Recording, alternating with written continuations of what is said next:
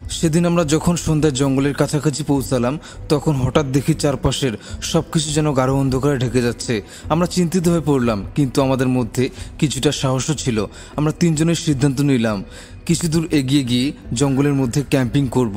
সেখানে পৌঁছানোর পর গাছের নিচে একটি ফাঁকা জায়গায় আমাদের তাঁবু খাটাতে শুরু করলাম। রাত বাড়ার সঙ্গে সঙ্গে আমাদের চারপাশের পরিবেশটাও আরও ভীতিকর হয়ে উঠল। আমরা যখন আগুনের কাছে বসে গল্প করছিলাম তখন হঠাৎ একটা শীতল বাতাস বইতে লাগলো। মাসুদ বলল, তোমরা কি কিছু শুনছো? গাছের পাতার আওয়াজ যেন আমাদের দিকে তাকিয়ে আছে। আমি মনে মনে ভাবলাম হয়তো আমাদের সবার মনেই ভয় কাজ করছে। এরপর রাত 12টার দিকে আমরা একটি কান্নার আওয়াজ শুনলাম। রিফাত বলল, শুনছো? সেটা কি কোনো মেয়ের নাকি?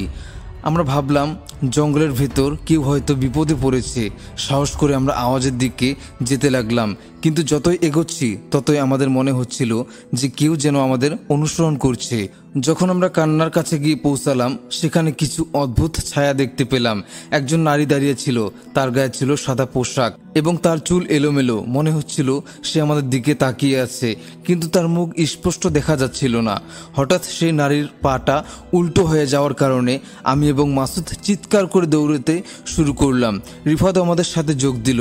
আমাদের দৌড়ে যখন পুরো জঙ্গল অতিক্রম করতে লাগলাম মনে হচ্ছিল জঙ্গল আমাদের কাছে আরও গাঢ় এবং ভীতিকর হয়ে উঠেছে। আমরা কোনোভাবে ফিরে এসে আমাদের তাঁবুর কাছে পৌঁছালাম। আমরা জানালার বাইরে তাকালাম, কিন্তু ওই নারী তখন সেখানে ছিল না। আমাদের সামনে সে যেন এক মেঘের মতো মিলিয়ে গেল। সেদিন রাতে বারবার চোখ খুলে তাকালাম, কিন্তু কিছুই দেখতে পেলাম না।